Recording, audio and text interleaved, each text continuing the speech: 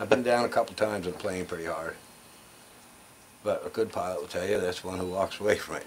So, and sometimes you have circumstances. That's why flying, every time you go up, it's just a rush of when are you coming down and how.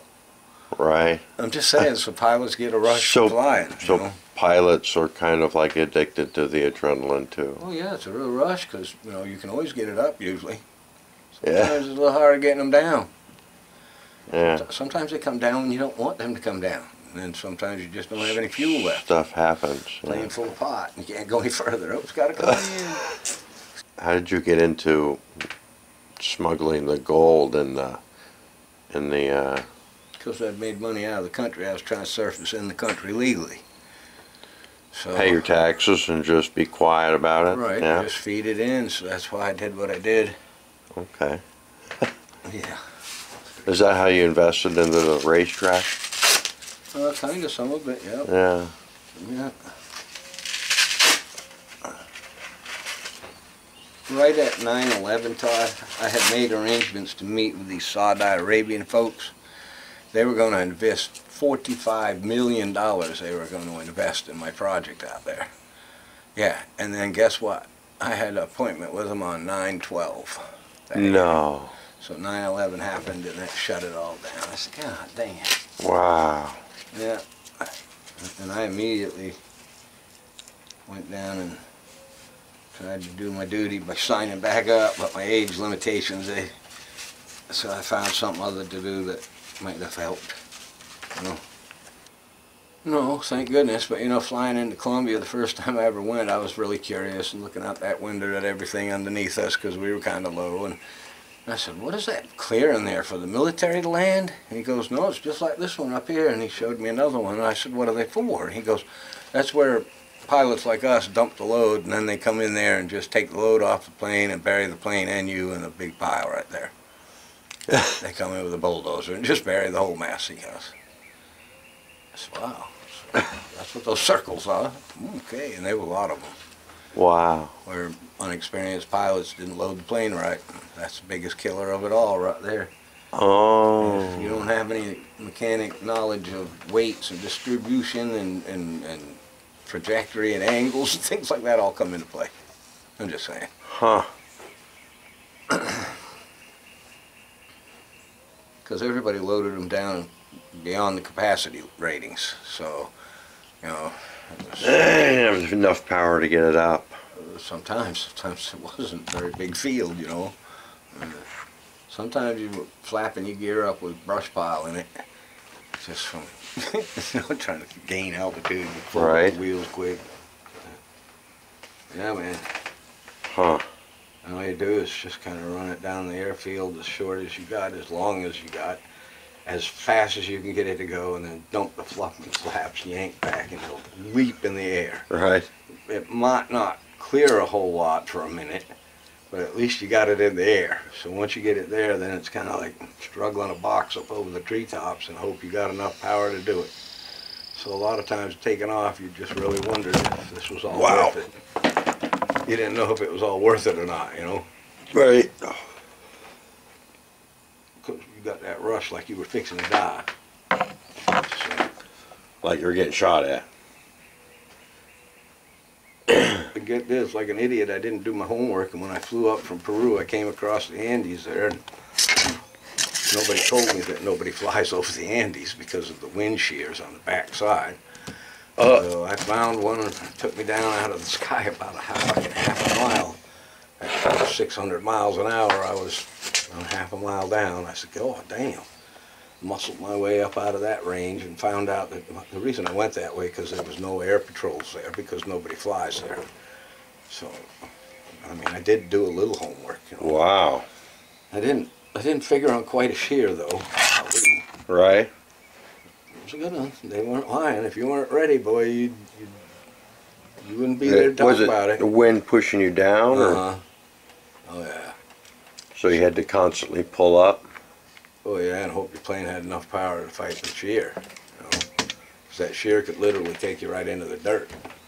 Wow. So Did you see any round circles on the... Are Or not many made it to the other side anyway, It was right? just kind of frightening because it took me right down about a half mile right quick, and I'm going, God damn. Finally, I kind of flew out of it, similar to a tide in the ocean effect, I'm sure. You know, this way or that way a little bit. Swimming with the, yeah. You know, so you don't get a rip tide on your ass, but Right. kind of like that in the air with them downspouts like that. God damn. Wind shears. And it's some atmospheric condition that's formed right there because of the lateral and whatever else. Somebody explained it all to me why it was so severe in that area. Right. And some days worse than others, so I'm lucky I had a good day. Yeah, probably twisting and an Hey, uplift. I had to hitchhike out of Colombia a couple of times. That was interesting. What? Hitching planes home from fellow drug smugglers, asking, begging, prying, hoping they'd give me a ride. Yeah. What? Oh yeah. I had a DC-3. I mean a DC-4. Oh no, DC-3 at that time, and it was. I blew a prop clutch down there on a little dirt strip somewhere in Colombia. It was near Santa Maria or someplace, and no parts available. Goddamn, you couldn't get anything. There was no UPS, none of that shit then. You know, it was nothing. So I had to get home. Well, I didn't have a stamped passport. I had some cash. These other boys landed at the same field, and I begged them. It was December. And I begged them. I said, look, man, I said, I got to get back to the States. Can I just ride with you? I'll get out. I don't care where you're going, blah, blah, blah. And they laughed. They said, we can't take you back where we're going, bro. He goes, but you can jump. We got to shoot. I said, I can jump. You got to shoot. Anything. I'll get out of here. Come on. Where are you going? And they told me. And I said, well, I'll jump out somewheres in Georgia. So, yeah. So I was dressed in shorts and had a Tom Selleck shirt on and little duck boat shoes on and, you know, a pocket full of money and, you know, some gold, right? Well, North Georgia, December. We got there. They opened that back door and they said, you ready? They got me all shooted up, and it was a good shoot. And I said, okay, I'll do this just to get home. Jumped out that fucking door and it was 30 below zero. This fucking ground was white. Oh, shit. Holy shit. I was like, what the fuck? Yeah, it was crazy. And then I saw a light at a house, so I kind of got out of the chute, buried it, fucking just got out to a road that had been recently plowed. The snow was above my feet. I mean, it was nuts. I got there and knocked on the door. There was a guy with a newspaper, and he was sleeping. I said, God damn, I'm going to freeze if I don't. So I knocked, and he come to the door and turned on the light. He goes, can I help you? I said, yes, sir. I said, my girlfriend and I just had an argument. I got out of the vehicle, and here I am. I don't know where I'm at or why. He goes, huh, Margaret, cut up, make us some hot cocoa. So I went in, and I got my little hat. I got a handbag, like a book bag. It's got my money in it, you know, so it's like, and then I had a pistol in it. And I'm sitting there with the handbag next to me. And he goes, that's all your luggage? I said, yes, sir, it is. He goes, okay. He goes, what you got in the handbag? I said, money and a handgun. He goes, really? I said, yep. I said, look, I'll open it real slow. Look, there's the handgun, there's the money in here. I'll set the bag over here out of my arm's length. He goes, huh.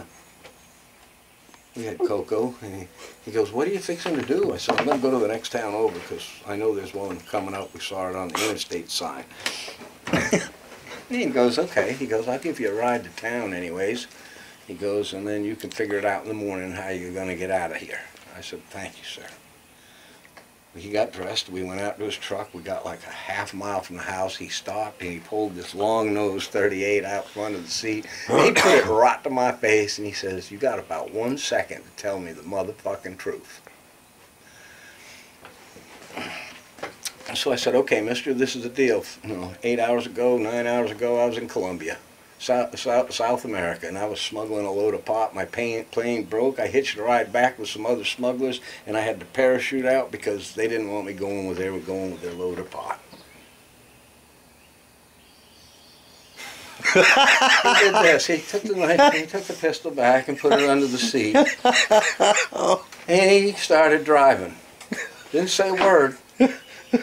He goes, you still got the tech parachute? I said, yes, sir. He goes, where's it at? I said, well, I came from the other direction, so we turned around and went past his house, and there was my foot marks, and then it veered off into the snow. We got out, and we trumped through the snow again, went out, and I got him the parachute, and we took it and put it in the truck. He had a toolbox.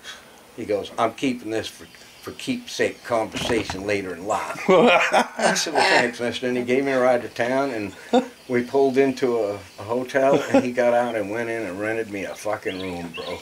So I took money out of the bag and gave him a couple $100, and he wouldn't take it. I paid for my room, like, but he put it in his name and everything. He goes, just be gone in the morning. I don't need no trouble. I said, you ain't got none, mister. Thanks for helping me. He goes, honesty gets you a long way around here. Yeah, because as soon as he got that parachute, it was like, wow. He was tripping from it. Yeah, literally.